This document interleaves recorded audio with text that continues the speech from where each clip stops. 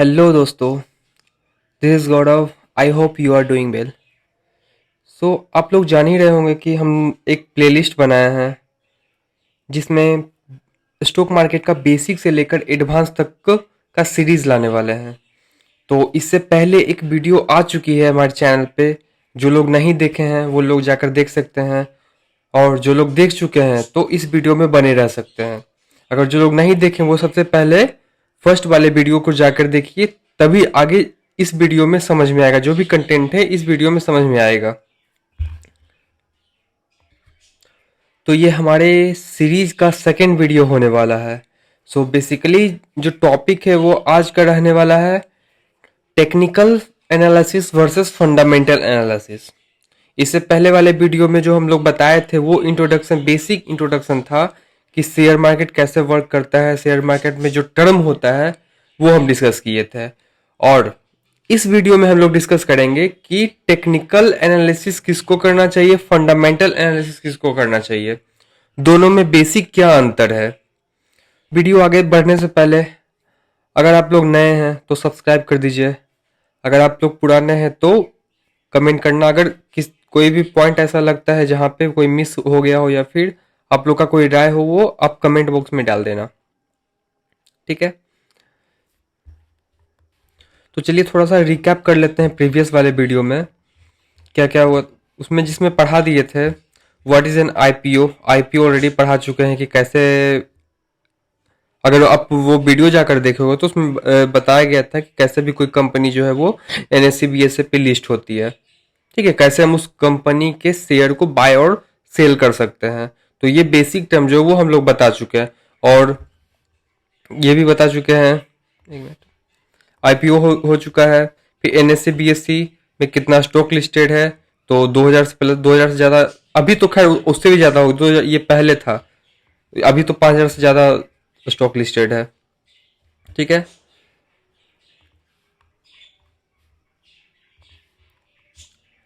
अब बेसिक जो हम लोग का मेन आज का जो टॉपिक है वो ट्रेडिंग वर्सेज इन्वेस्टिंग है, ठीक है।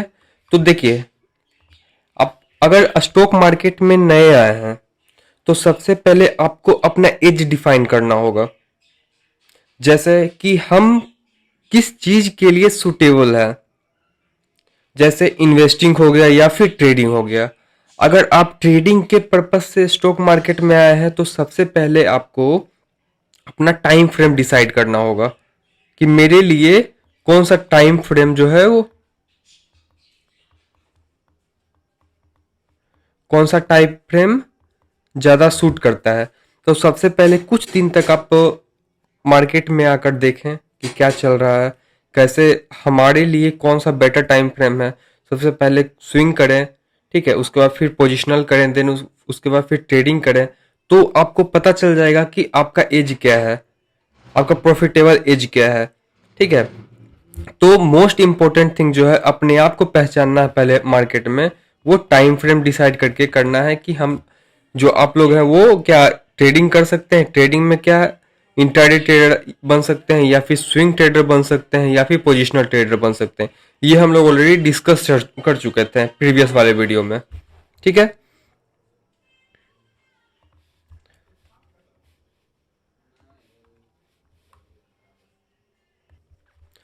तो चलिए दोस्तों, हम सबसे पहले इन्वेस्टिंग और ट्रेडिंग का टर्म समझने से पहले जानते हैं कि ट्रेडर कौन है और इन्वेस्टर कौन है। तो चलिए हम व्हाइट बोर्ड पर चलते हैं।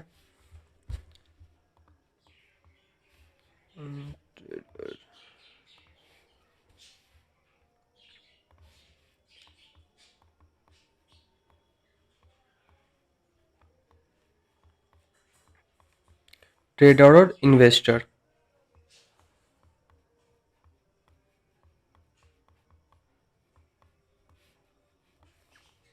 चलिए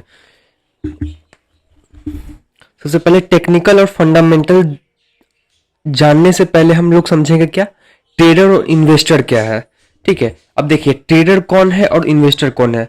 अब ट्रेडर जैसे कि अब मान लीजिए एक एग्जांपल लेते हैं कि आप मार्केट में आए हैं, आप स्टॉक मार्केट में आए हैं, आपका ये मेंटालिटी है, आपका ये माइंडसेट से आया है कि हमको क्विक प्रॉफिट बनाना है। जैसे कि हम आज प्रॉफिट बनाएंगे, आज मार्केट में घुसे और आज मार्केट में प्रॉफिट बनाकर निकलेंगे, ठीक है। और एक और माइंडसेट है कि आज नहीं, आज अगर प्रॉफिट नहीं बना तो हम उसको उस शेयर को होल्ड कर लेंगे कुछ दिन के लिए, जैसे कि 2 दिन हो गया, 5 दिन हो गया, 1 सप्ताह हो गया, 2 सप्ताह तक हम होल्ड कर लेंगे। तो क्या ट्रेडर जो है वो बेसिकली किस चीज पे फोकस करता है? क्विक टाइम में, मतलब शॉर्ट टाइम में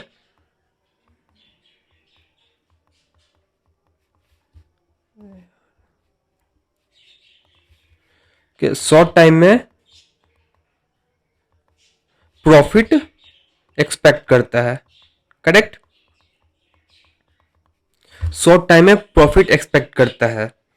लेकिन इन्वेस्टर जो है, इन्वेस्टर जैसे कि अब हम हैं, ठीक है, मैं गौरव कुमार, अब मैं चाहता हूं कि नहीं, हमारे पास जो पैसा रखा हुआ है स्पेयर, जैसे बैंक अकाउंट हो गया या फिर कहीं पे पैसा रखा हुआ है, तो हम उसको सोच रहे हैं कि स्टॉक मार्केट में इन्वेस्ट करके लॉन्ग टर्म के लिए, जैसे हो गया 1 साल, 2 साल, 5 साल, 10 साल, 20 साल तक हम इन्वेस्ट करके हम उस पर प्रॉफिट गेन करेंगे। तो वो हो गया इन्वेस्टर। कौन हो गया? इन्वेस्टर हो गया, ठीक है। अब बेसिक जो इसमें टर्म आता है, मतलब कि अब हाँ देखते हैं कि कौन सबसे ज्यादा रिस्क ले सकता है। जो ट्रेडर है वो हाईली रिस्केबल होता है। क्या? हाई रिस्क होता है इसके पास। लेकिन इन्वेस्टर जो होता है वो लो रिस्क होता है। क्यों?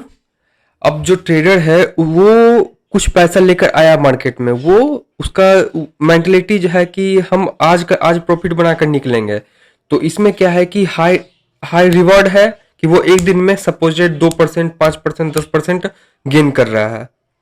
लेकिन वो उतना, उसके एवज में उतना ही वो गवा भी सकता है, लाइक लॉस भी कर सकता है उतना, 2%, 5% ऐसे करके। लेकिन इन्वेस्टिंग में क्या होता है कि हमारा एक फिक्स, मतलब फिक्स तो नहीं बोल सकते हैं, एक फेवरेबल परसेंटेज होता है जो अर्ली प्रॉफिट कहलाता है।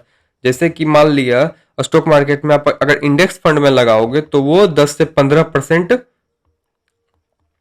इसका अर्ली प्रॉफिट होता है। क्या? अर्ली प्रॉफिट होता है 10 से 15%। लेकिन अब जो ट्रेडर है वो 10 से 15% चाहे तो वो एक दिन में भी निकाल सकता है, चाहे तो वो 5 दिन में भी निकाल सकता है। तो क्या हुआ? ट्रेडर जो है वो हाई रिस्क में रहता है और इन्वेस्टर जो होता है वो लो रिस्क में रहता है। आई होप ये कंसेप्ट आपको समझ में आया हो गया कि ट्रेडर कौन है और इन्वेस्टर कौन है। तो अब अगर आप स्टॉक मार्केट में आए हैं तो फिर आपको पहले एज अपना डिफाइन कर लें कि आप ट्रेडर बन बन सकते हैं या फिर इन्वेस्टर बन सकते हैं। अब जो ट्रेडर बनता है वो कौन कौन से टाइम फ्रेम पे ट्रेड करता है? जैसे कि जो इंट्राडे ट्रेडर है, ये हम इससे पिछले वाले वीडियो में बताए होंगे कि इंट्राडे जो ट्रेडर है वो बेसिकली जो टाइम फ्रेम यूज करता है वो 5 मिनट, 15 मिनट, फिर इससे पहले 3 मिनट होगा, फिर 1 मिनट हो गया। बेसिकली वो ये टाइम यूज करता है इंट्राडे ट्रेडर। लेकिन जो पोजिशनल ट्रेडर होता है वो 1 डे से लेकर 2 वीक या फिर 1 मंथ तक का टाइम फ्रेम यूज करता है, ठीक है। लेकिन इन्वेस्टर जो है वो 1 ईयर, 5 ईयर, 10 ईयर तक का उसका लॉन्ग प्लान होता है। आई होप क्लियर हो गया होगा ये। तो अब देखिए आपको इन्वेस्टिंग और ट्रेडिंग समझने में आसानी होगी, ठीक है। अब चलिए देखते हैं कि इन्वेस्टिंग क्या है। अब हम एक एग्जांपल लेते हैं कि एक हम है और एक कोई और लड़का है। तो एक हम जो है वो ये इन्वेस्टिंग कर रहे हैं, ठीक है, और दूसरा बंदा जो है वो ट्रेडिंग कर रहा है। तो दोनों में क्या फर्क रहेगा कि जो ट्रेडर है वो किस चीज पे फोकस करेगा? ट्रेडर जो है,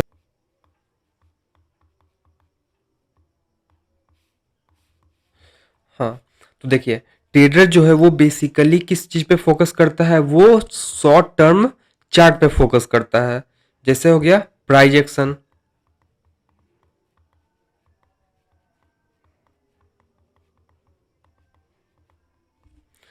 क्या हो गया, प्राइस एक्शन हो गया, फिर आपका कैंडल स्टिक हो गया,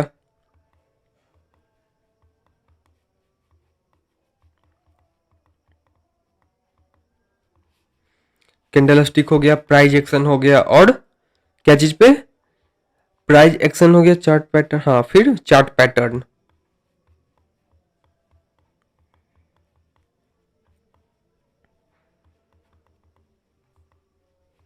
चार्ट पैटर्न। लेकिन जो इन्वेस्टर है तो उसको प्राइस एक्शन, कैंडल स्टिक ये सबसे कोई मतलब नहीं, क्योंकि उसे लॉन्ग टर्म के लिए, वो जो इन्वेस्ट किया वो लॉन्ग टर्म के लिए इन्वेस्ट किया है, तो वो बेसिकली कंपनी का फंडामेंटल देखेगा, क्या उसको बोलते हैं, ये तो ये ट्रेडर है वो टेक्निकल देखेगा, technical,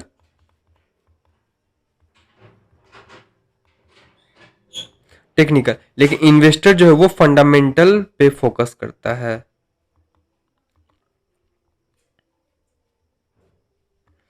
fundamental analysis, correct. I hope आप लोग समझ गए होंगे ये चीज। अब देखिए फंडामेंटल में क्या क्या आता है। अब जैसे कि फंडामेंटल एनालिसिस एनालिस्ट हाँ मैं, ठीक है, मुझे अब मेरे पास अगर 100 करोड़ रुपया है तो हम पहले सोचेंगे कंपनी का जो बेस है वो सही हो, तो उसके लिए हम रिसर्च करेंगे क्या, कि कंपनी प्रॉफिटेबल है कि नहीं है, करेक्ट, कंपनी का पोर्टफोलियो कैसा है, कंपनी प्रॉफिटेबल है, इसका जो क्वार्टरली रिजल्ट आया है वो कैसा है, ये सब पॉइंट जो है वो देखा जाता है, ठीक है। मतलब कंपनी जो है वो मल्टी बेगड कंपनी है कि नहीं है, और कंपनी का जो ईपीएफ है, या सॉरी एक मिनट, हाँ, तो जो फंडामेंटलिस्ट है वो क्या क्या सर्च, क्या क्या चीज देखेगा कंपनी के,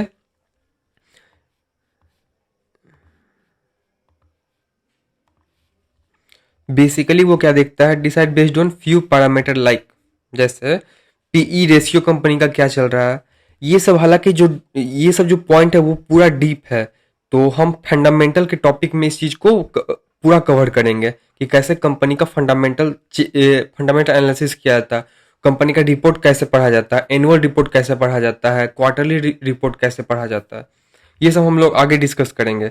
अभी जो ओवरव्यू है वो सिर्फ जान लीजिए कि फंडामेंटल एनालिसिस में क्या होता है और टेक्निकल एनालिसिस में क्या होता है, करेक्ट। और फंडामेंटल में ईपीएस चेक करेगा कंपनी का क्या है, फिर बुक वैल्यू क्या है उसका, शेयर क्या चल रहा है, फिर price to book value check करेगा, फिर डिविडेंड, कंपनी इसके पहले कंपनी जो है वो डिविडेंड कभी दिया है कि नहीं दिया है, वो डिविडेंड वैल्यू चेक करेगा, करेक्ट। और उसका कंपनी का फेस वैल्यू चेक करेगा, क्या है, फेस वैल्यू चेक करेगा, फिर प्रॉफिट हुआ है कितना प्रॉफिट हुआ। अब मान लिया हम अगर फंडामेंटल एनालिस्ट हैं, अगर हमको कंपनी में इन्वेस्ट करना है, तो हम ये तो नहीं पहले उसको देखेंगे कि कंपनी अगर लॉस में है लॉस मेकिंग कंपनी है तो उसमें इन्वेस्ट कर दें, ये सब नहीं ना। लेकिन जब भी हम इन्वेस्ट करेंगे तब कंपनी का प्रॉफिट देखेंगे कि हाँ प्रीवियस 5 साल का 10 साल का डेटा क्या बता रहा है, कंपनी कंटिन्यूसली लिनियरली ग्रो कर रही है कि नहीं कर रही है, उसके अकॉर्डिंग आगे 5 साल पे ग्रो करेगा कि नहीं करेगा, ठीक है। तो ये सब चेक किया जाता है फंडामेंटल। फिर फाइनेंशियल स्टेटमेंट को चेक किया जाता है। सो आई होप आप लोग इन्वेस्टमेंट समझ गए होंगे, कंपनी का फंडामेंटल कैसे, ये हाँ, अभी तो आपको समझ में नहीं होगा कैसे चेक करना, लेकिन फंडामेंटल एनालिसिस जो है वो किस बेसिस पे किया जाता है वो आप लोग समझ गए होंगे, करेक्ट।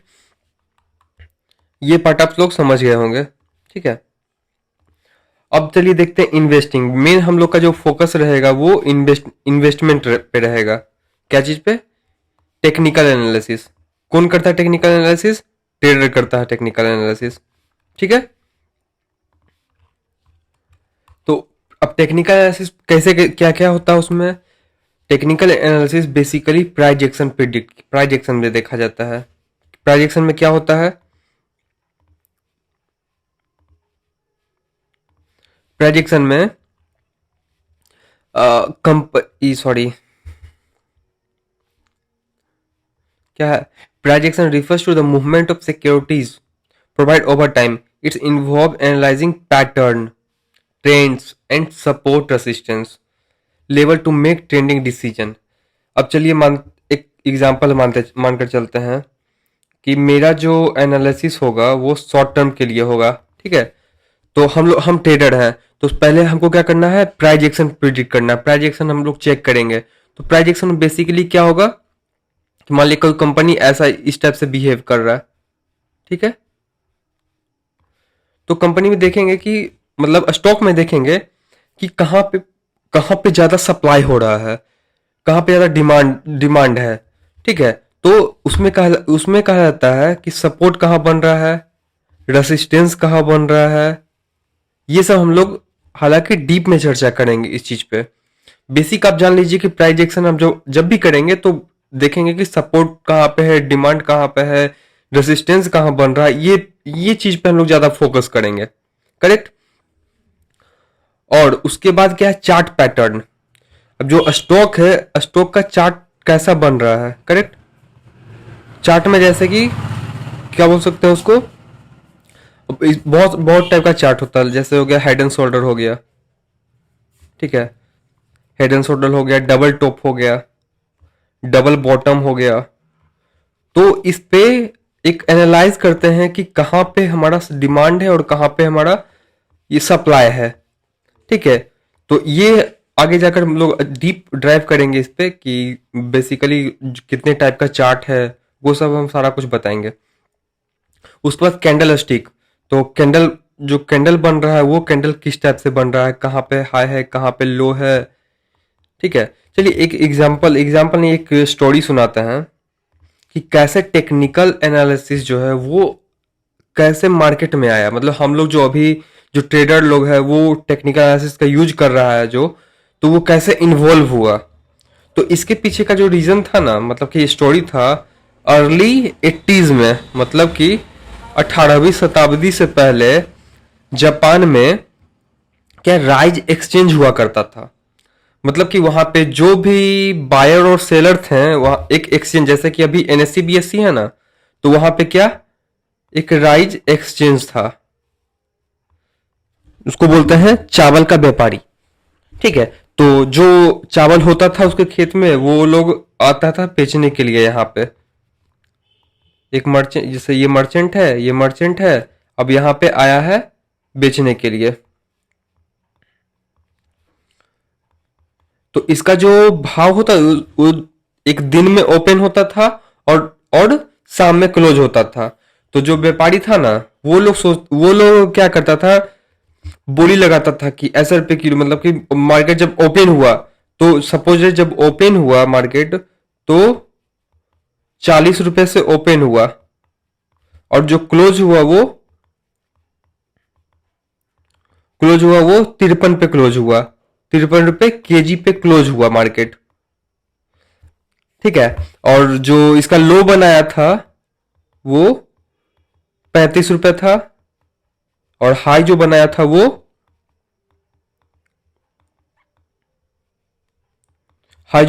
वो 55 रुपया। इट मीन्स कि एक दिन में चावल का भाव जो गया है वो हाईएस्ट गया था 55 रुपए केजी, लोएस्ट गया था 35 रुपए केजी, और ओपन जो हुआ था मार्केट, जैसे कि अभी मार्केट ओपन होता है, वो 40 रुपए ओपन हुआ था। और जो क्लोज हुआ, जब लास्ट में जब क्लोज हुआ, वो 53 रुपए पे क्लोज हुआ। तो ये जो चावल का व्यापारी था ना, ये बात करता है इससे कि भाई आज तो मार्केट बहुत गंदा था, बहुत बुरा हाल था, जो हम आज सेल कर दिए 53 पे ही सेल कर दिए, ठीक है। तो ये बोलता है कि भाई 53 पे क्यों सेल कर दिए, इसका हाई तो था 55 रुपए। तो ये बोला, ये पैनिक में आ गया था, बोला कि तो दोनों के बीच कन्वर्सेशन होता है कि मार्केट का क्या हाल था आज। क्योंकि इससे प्रीवियस डे में जो ओपन हुआ था वो सपोज डेट ओपन हुआ होगा 45 पे। तो अगर मान लिए ये बंदा जो है वो 35 रुपए या क्लोजिंग प्राइस पे 53 रुपए पे सेल किया, अगर नेक्स्ट डे ओपन जो हुआ, अगर नेक्स्ट डे अगर ओपन होता है तो वो 55 या 56 पे होता है। तो ये दोनों कन्वर्सेशन करता है कि अब मार्केट बुरा हाल था, मेरा लॉस हो गया। तो एक बंदा था जापान का, ठीक है, उसका नाम पता अभी याद नहीं आ रहा है। वो क्या करता है, वो सिंपल सा जाता है राइज एक्सचेंज में घूमने के लिए, मतलब कि अपना कुछ डील करने के लिए। तो ये सुनता है, दोनों मर्चेंट के बीच में जो कन्वर्सेशन हो रहा था वो सुनता है। तो उसको एक आइडिया आता है क्या कि अगर हर एक डे के प्राइस को हम नोट करते हैं तो देखते हैं कि आगे क्या होता है। तो वो क्या किया, नोट करना स्टार्ट कर दिया प्राइस को डेली का। ओपन क्या क्या क्या नोट करता था, ओपन करता था, हाई ओपन हाई नोट कर रहा था, लो नोट कर रहा था और क्लोज नोट कर रहा था। तो ये कुछ दिन ऑब्जर्व किया तो देखा कि अरे ये तो प्राइस जो है वो कुछ कुछ पैटर्न बना रहा है और वो प्राइस जो है वो कुछ दिन के बाद वो रिपीट हो रहा है। तो यहीं से टेक्निकल एनालिसिस आया और जो भी प्राइस नोट कर रहा था उसको एक कैंडल का नाम देने लगा। जैसे कि ड्रैगन फ्लाई हो गया, डोजी हो गया, मोरुबुजू हो गया, बहुत टाइप का कैंडल का नाम दिया। तो फादर ऑफ टेक्निकल एनालिसिस जो है वो जापान का एक बंदा टकोसी नाम नाकामोटो ऐसे ही कुछ नाम है उसका, उसको बोला जाने लगा, मतलब उसको बोलने लगा कि ये फादर ऑफ टेक्निकल एनालिसिस है। तो कोई बड़ा जापान का कंपनी था, उसको एज ए टेक्निकल एनालिस्ट पे हायर कर लिया था, मतलब कि ये वहां पे उस कंपनी में रहने लगा तभी से। और एक ये बुक पब्लिश किया जो अभी सारे लोग जान रहे हैं, जितने भी जापानीज कैंडल स्टिक है वो इन्हीं का देन है। ठीक है, आई होप टेक्निकल एनालिसिस का समझ गए होंगे। ठीक है, टेक्निकल एनालिसिस में क्या क्या आता है, प्राइजेक्शन में सपोर्ट रेसिस्टेंस। अब जैसे एक एग्जांपल बताते हैं कि मान लिए ये एक स्टॉक है, तो ये स्टॉक जब भी कोई स्टॉक है ना वो अपने प्रीवियस पैटर्न को दोहराती है। लाइक कह सकते हैं कि अपना जो पहले का कुछ पैटर्न होगा ना वो आगे जाकर दोहराएगी, फ्यूचर में जाकर दोहराएगी। तो जो टेक्निकल एनालिस्ट होता है वो फ्यूचर प्रिडिक्ट करता है कि किस पॉइंट पे मार्केट जो है वो रिवर्स ले सकती है या ये पॉइंट हमारे लिए इंपॉर्टेंट हो सकता है। अब जैसे कि ये पॉइंट जो है क्या कर रही है, ये पॉइंट जो है बहुत दिन से नहीं, मतलब कि कुछ समय से रिस्पेक्ट कर रहा है इस पॉइंट को। इसका मतलब क्या है, ये फ्यूचर में यहाँ पे कुछ कुछ ना कुछ जरूर हुआ होगा, मतलब कि यहाँ पे लिक्विडिटी तो ज्यादा लिक्विडिटी होगा, तभी तो बार बार इस प्राइस पे आकर यहाँ पे आके मूव बार बार सपोर्ट ले रहा। सपोर्ट क्या मतलब, लेना क्या, यहाँ पे बार बार आकर ये ऊपर जा रहा है, मतलब कि यहाँ पे जो बायर है वो यहाँ पे हावी है, मतलब कि इस जोन से गिरने नहीं दे रहा है, तो बार बार मार्केट ऊपर जा रहा है। और यहाँ पे सेलर थोड़ा सा हावी हुआ तो सबका जो भी स्टॉप लॉस लगाया हुआ होगा वो सबका ले गया और फिर से करेक्शन आना स्टार्ट हो गया। तो ऐसे ऐसे करके जोन डिसाइड करते हैं, इसको सपोर्ट रेजिस्टेंस बोलते हैं। ये हम लोग आगे एक वीडियो में डीप चर्चा करेंगे इस चीज पे। आई होप समझ गए होंगे ये चीज। उसके बाद क्या प्राइजेक्शन आता है, उसके बाद क्या आता है, चार्ट पैटर्न। अब देखिए चार्ट पैटर्न जो बताए थे कितने कितने टाइप का होता है। चार्ट पैटर्न जो है वो जैसे कि है ना, बुलिश बुलिश चार्ट पैटर्न में बहुत टाइप का आता है, फिर बियरिश में भी बहुत टाइप का आता है चार्ट पैटर्न। तो ये चीज हम लोग आगे जाकर ये डिसाइड, मतलब कि आगे जाके हम लोग अच्छे से ड्राइव करेंगे इस चीज को। ठीक है, चार्ट पैटर्न आर क्या है, distinctive formation that appear on price chart and can help identify potential trading opportunity. They provide valuable information about the market sentiment and future price movement. Correct?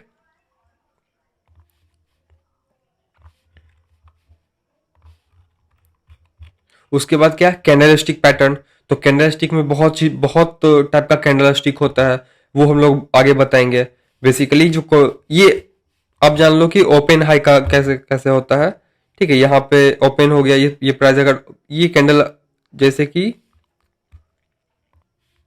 अब ये कैंडल है, तो ये candle जो है वो कहाँ पे ओपन हुआ, कहाँ पे बंद हुआ, तो यही सब हम लोग ये आगे पढ़ेंगे कि अब जैसे यहाँ पे ओपन हुआ है, यहाँ पे क्लोज हुआ है, यहाँ पे हाई है, यहाँ पे लो है, तो ये एक कैंडल कैसे फॉर्मेट होता है।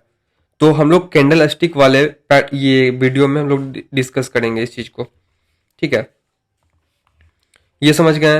अब टेक्निकल वर्सेस फंडामेंटल एनालिस्ट कौन है, मतलब कैसे किया था। जो टेक्निकल एनालिस्ट है वो सिंपली चार्ट पैटर्न पे फोकस करेगा, क्या चीज पे, चार्ट पैटर्न पे फोकस करेगा। फंडामेंटल जो कंपनी का तो चलिए एक बार हम लोग समराइज कर लेते हैं टेक्निकल एनालिसिस और फंडामेंटल एनालिसिस में क्या क्या अंतर है।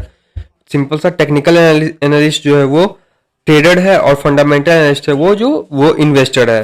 तो टेक्निकल एनालिसिस में हम लोग क्या क्या करते हैं, प्राइजेक्शन पे प्रिडिक्ट करते हैं, चार्ट पैटर्न देखते हैं कि चार्ट कैसा फॉर्म कर रहा है, फिर कैंडल पैटर्न देखते हैं, कैंडल स्टिक को देखते हैं कि बारीकी से कौन सा कैंडल फॉर्म कर रहा है ताकि वो रिवर्सल हो।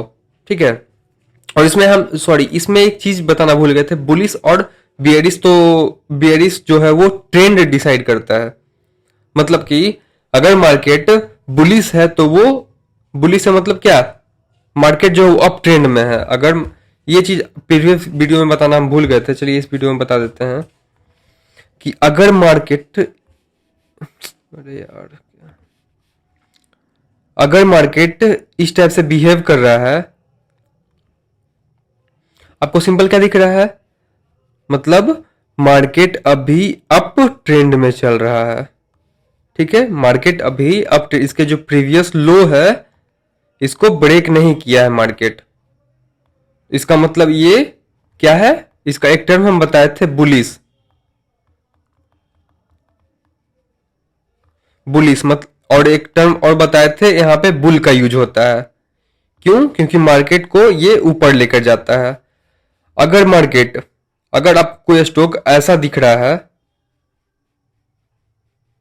इसका मतलब क्या, वो मार्केट अभी कौन सा ट्रेंड में है, दो ट्रेंड होता है, तीन ट्रेंड होता है, डाउन ट्रेंड, अप ट्रेंड। ये क्या है, अप ट्रेंड, और ये क्या है, डाउन ट्रेंड। मतलब क्या कि ये जो स्टॉक है वो हमारा डाउन में जाते दिख रहा है, ये अपने जो प्रीवियस हाई को ब्रेक नहीं किया है। कहीं भी आपको दिख रहा होगा प्रीवियस हाई को वो ब्रेक नहीं किया है, करेक्ट। और एक होता है साइडवेज मार्केट, मतलब कि वो मार्केट जो है वो एक रेंज में फंसा हुआ रहता है, ना वो हाई को ब्रेक कर रहा है ना वो लो को ब्रेक कर रहा है, उसको बोलते हैं साइडवेज, करेक्ट। ये सब बेसिक टर्म है, आप लोग को समझ में आ गया होगा। और इसमें अप ट्रेंड में बुल का क्यों यूज करते हैं ये भी आपको समझ में आ गया। और डाउन ट्रेंड में ये बियर का यूज क्यों करते हैं, क्योंकि वो मार्केट को नीचे लेकर जाता है, और साइडवेज को तो साइडवेज ही कहते हैं। और समझ में आ गया ये चीज कि ट्रेडिंग और इन्वेस्टमेंट में क्या अंतर है। ट्रेडर जो है वो price action, chart pattern, candlestick को देखता है, और फंडामेंटल जो एनालिसिस है वो कंपनी का profit, EP ratio, EPS, book value, dividend, face value, ये सब देखता है, कंपनी का फाइनेंशियल स्टेटमेंट को देखता है। ठीक है। एक और चीज, जो फंडामेंटल एनालिस्ट होता है ना, एक मिनट, फंडामेंटल जो एनालिस्ट होता है वो क्या करता है, इकोनॉमिक एनालिसिस करता है। जैसे कि किसी भी इंडस्ट्री हो गया, इंडस्ट्री का क्या, बैलेंस शीट देखता है, पीएनएल मतलब प्रॉफिट एंड लॉस क्या है, ग्रॉस प्रॉफिट क्या रहा, कैश फ्लो क्या उसका था। ठीक है। और बेसिकली वो जो सर्च करता है क्या, सेक्टर वाइज सर्च करता है। ठीक है। उसमें एक टर्म आता है डाउन टॉप अप्रोच। ठीक है। तो डाउन टॉप अप्रोच में क्या होता है कि कंपनी का इकोनॉमिक एनालिसिस देखा जाता है।